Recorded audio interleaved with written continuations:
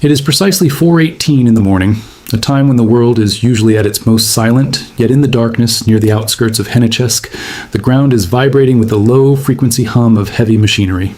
Moving with a deliberate, haunting quietness, a massive Russian military formation is carving a path through the shadows, burdened by an immense cargo of nearly 1,000 tons of combustible fuel and over 400 tons of high explosive artillery shells. This is not a routine patrol, but a vital circulatory pulse intended for the heart of the Crimean theater, and every kilometer traveled is a high-stakes gamble against the invisible eyes of the modern battlefield. Rather than utilizing the predictable asphalt of the primary highway systems, the commanders of this operation have opted for a much more precarious route, diverting dozens of vulnerable fuel tankers and ammunition haulers onto the treacherous, unpaved backroads that snake through the landscape toward the Chongar Bridge. The logic driving this decision was rooted in the desperate need for anonymity, a belief that by sticking to the mud-choked trails and avoiding the R280 corridor, they could bypass the persistent gaze of Ukrainian overhead surveillance. In a sophisticated effort to mask their true intentions, the Russian military reportedly deployed a secondary convoy onto the main road, essentially creating a high-visibility decoy designed to saturate the attention of reconnaissance assets and draw drone operators away from the real prize.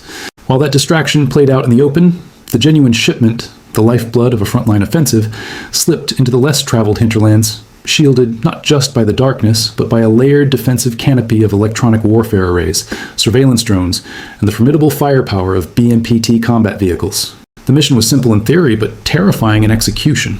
Navigate the grueling stretch of rural geography and reach the reinforced security zone of Chongar before the sun or the enemy could find them.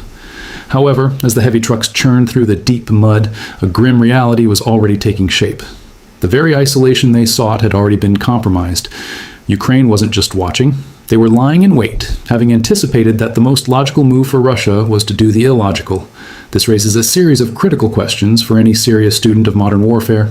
Why would a military force risk losing 1,400 tons of critical supplies on a remote dirt track? Did the decoy operation actually achieve its goal, or was it a wasted effort? More importantly, had the selection of this supposedly safe route actually steered the entire formation into a meticulously engineered kill zone? To understand the gravity of this situation, one must look past the immediate tactical movements and examine the broader strategic crisis facing Russian logistics. The decision to abandon the main thoroughfares was an admission of a fundamental shift in the landscape of the conflict. In a theater where every bridge, crossroads, and rail hub is under constant 24-hour observation, the traditional methods of supply are no longer viable. The R280 and its connected infrastructure have become transparent, and to move a large quantity of explosive material along these veins is to invite immediate destruction. By splitting the operation into a visible decoy and a hidden main force, Russian planners were attempting to exploit the cognitive limits of the opposition. The real column, consisting of a dense assembly of tankers and ammunition trucks, was escorted by the BMPT Terminator, a vehicle specifically designed to protect tanks and convoys from infantry and drone threats. The presence of these elite combat platforms underscored the sheer value of what was being moved. Without that fuel, armored divisions become stationary targets. Without those shells, the artillery batteries that form the backbone of the Russian defense fall silent. The rural detour offered a seductive set of advantages, primarily the reduction of civilian traffic and the avoidance of known observation posts that dot the major highways. It was an attempt to introduce an element of unpredictability into a war that has become increasingly algorithmic. Yet, the price of this secrecy was a total loss of maneuverability. The narrow, rain-soaked roads were bordered by drainage channels and unforgiving marshland, effectively turning the path into a one-way tunnel.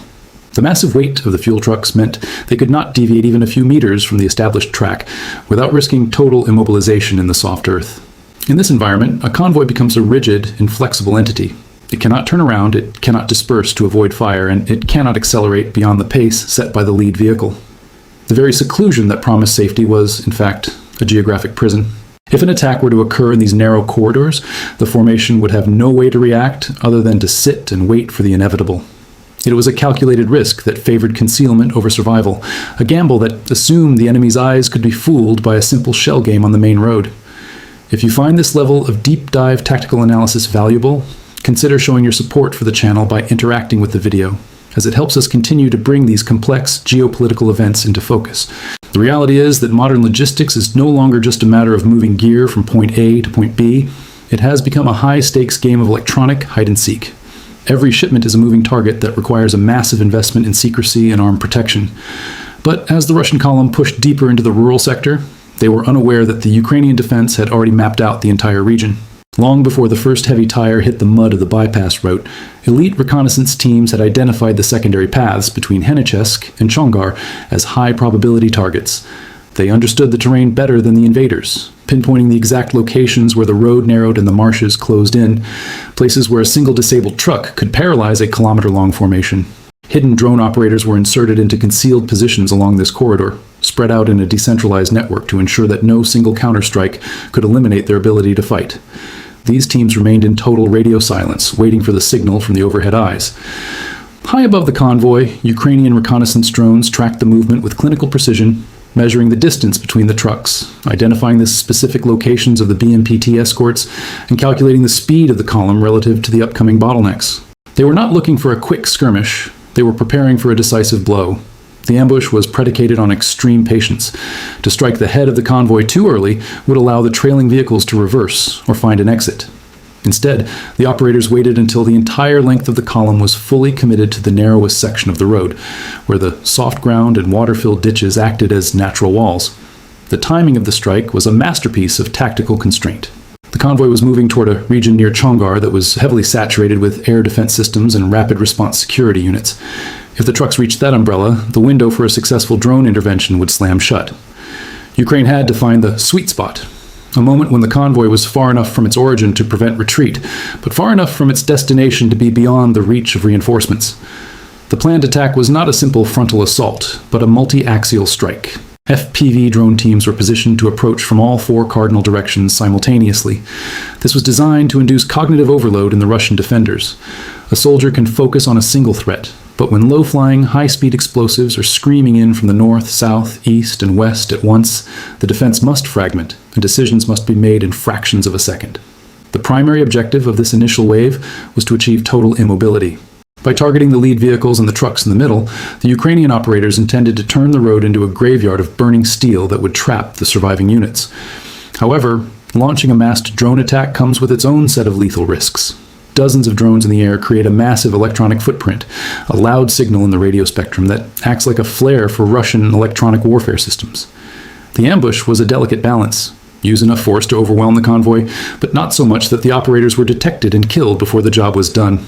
As the first wave of FPV drones powered up their motors and the video links crackled to life, the hidden teams entered a new phase of the battle. The element of surprise was about to be met with the full weight of the Russian counter-drone network. The electronic battlespace erupted the moment the Ukrainian pilots began their final approach. Russia's Repellent patrol system, a sophisticated long-range electronic warfare suite mounted on a dedicated command truck, detected the surge in radio traffic. It didn't need to visually see the drones to know they were coming. It read the invisible signatures of their control frequencies and video feeds. Immediately, the system began flooded the airwaves with interference, attempting to sever the link between the pilot and the machine. For the Ukrainian operators, the world suddenly became a blur of static and lag.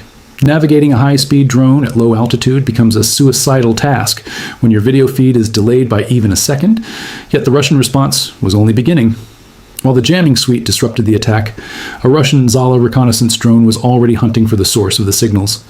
The Zala drone is a high-endurance eye in the sky, equipped with thermal and optical sensors that can pick out the heat signature of a drone operator's battery or the glint of a signal repeater hidden in a tree line.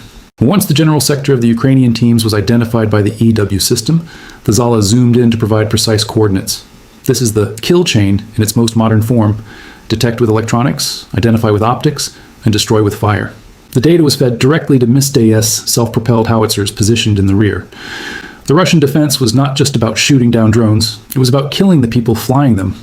The reports indicate the use of Krasnopol precision-guided munitions, shells that use laser guidance to home in on a target with a margin of error measured in centimeters. The Zala drone would paint the Ukrainian position with a laser, and seconds later, a heavy artillery shell would drop directly onto the concealed team. To further insulate their units, the Russian military utilized the Yastreb-AV radar, a specialized system designed to detect incoming shells and rockets. While it didn't play a direct role in the drone fight, it provided a protective layer for the Russian artillery, watching for any Ukrainian counter-battery fire that might try to silence the howitzers. It was a symphony of interconnected technology, a defensive shield made of sensors, jamming, and precision fire. The speed of this reaction was designed to be faster than the human decision-making cycle. If the Russian commanders could destroy the Ukrainian control stations in the first few minutes of the engagement, The drones already in the air would become harmless toys, falling from the sky as their links were severed. The pressure on the Ukrainian teams was immense. They were being hunted by precision artillery while trying to guide their own weapons toward the convoy. Faced with the immediate threat of annihilation, the Ukrainian operators executed a high-risk tactical maneuver that many thought impossible under fire. Realizing that their forward positions were being targeted by the Krasnopol shells, the teams began a handover procedure. They didn't just abandon their drones, they transferred the control of the aircraft to reserve teams located kilometers behind the front line. This is a technical nightmare. Each drone is a unique link, and to hand that link from one station to another, while the drone is moving at 80 kilometers per hour, requires perfect synchronization. For a few terrifying moments, the drones were essentially flying on autopilot, following pre-programmed vectors, while the rearguard teams frantically searched for the signals. If the frequency was off by even a fraction, the drone would be lost. While the reserve teams took over the flight, the forward operators performed a rapid extraction. They tore down antennas, packed their control rigs, and vanished into the landscape just as the first Russian shells began to rain down on their previous coordinates. The Russian kill chain had worked. It had found the source and struck it with precision, but the target was no longer there. Even more frustrating for the defenders was the fact that the drones were still coming. The source of the signal had shifted, rendering the previous targeting data obsolete. This turned the engagement into a desperate race against time. The Russian EW and reconnaissance assets had to start the detection process all over again, but every second they spent searching was a second the drones drew closer to the fuel tankers. The Ukrainian network was proving the value of decentralization. In a traditional military structure, the loss of a command post would paralyze the unit. Here, the attack was a fluid, living thing that could shift its brain from one location to another without losing its sting. But as the drones reached the final kilometers of their journey, they were no longer just fighting static and artillery. They were heading directly into the teeth of the convoy's physical defenses. The BMPT Terminators were waiting. Their twin 30mm cannons scanned the horizon, ready to turn the sky into a wall of lead. Each of these vehicles was positioned to provide a 360-degree field of protection, creating a layered defense that should have been impenetrable to a few dozen small drones. The initial Ukrainian assault, coming from multiple directions, was surprisingly ineffective. The Russian gunners, trained to deal with fragmented threats, were able to rotate their turrets and pick off the incoming drones group by group. The 30mm cannons fired high-explosive fragmentation rounds that created small clouds of shrapnel, shredding the fragile plastic frames of the FPV drones before they could get within 100 meters of the trucks. It seemed as though the Russian defensive network was holding. But the Ukrainian pilots were learning in real time. They saw that by spreading their forces, they were allowing the BMPTs to deal with one threat at a time. They needed a new strategy, one that would break the defensive geometry of the convoy. In a rapid tactical pivot, the remaining drone teams redirected the entire mass of their aircraft toward the western flank of the convoy. They stopped trying to be subtle and instead focused on sheer saturation. By funneling every available drone into a single sector, they forced the Russian gunners to make a choice. Which target do you hit when 10 are coming at you at once? The terrain played a major role in this phase of the battle. The marshy ground to the west meant the BMPT vehicles could not easily reposition to better angles, and the column of trucks itself blocked the line of sight for the defenders on the eastern side. The drones approached at varying altitudes, some skimming just inches above the drainage ditches, others diving from high above, and others weaving through the trees. This concentrated swarm created a systemic overload. The sensors on the BMPT vehicles were flooded with data points, and the human crews had to manually prioritize targets, while the air was filled with the sound of their own cannons and the screaming motors of the drones. The Ukrainian goal was no longer to sneak through. It was to overwhelm the defense through sheer numbers and complexity. Even if the Russian gunners managed to destroy 80% of the incoming drones, the remaining 20% would be enough to cause a catastrophe. And as the turrets swung wildly to meet the new threat from the west, the gap the Ukrainians needed finally opened. The final stage of the attack was a surgical strike against the convoy's protective shell. The Ukrainian pilots didn't aim for the fuel trucks immediately. They knew that as long as the BMPTs were operational, the mission was at risk. The drones were steered toward the delicate, soft spots of the armored escorts, the optical sights, the exposed turret rings, and the thin armor over the engine compartments. Several drones were sacrificed just to create clouds of smoke and debris, further blinding the Russian crews. When a BMPT loses its optics, it is effectively removed from the fight, regardless of how much ammunition it has left. With the western screen partially blinded and struggling to track the swarm, the remaining FPV drones surged past the defenders and dove toward the heart of the convoy. The results were instantaneous and horrific. When a shaped-charged drone strikes a fuel tanker carrying thousands of liters of diesel or gasoline, the result isn't just a fire. It's a fuel air explosion that can incinerate everything within a 30-meter radius. The first tanker erupted in a massive orange fireball, sending a shockwave down the road that shattered the windshields of the trucks behind it. Seconds later, another drone found a truck loaded with artillery shells. The secondary explosions were even more violent, launching unexploded shells into the air and raining fire down on the entire formation. The narrow road, which the Russians had chosen for its secrecy, now became a trap. The burning fuel flowed into the drainage ditches, creating a moat of fire that prevented any vehicles from escaping into the marshes.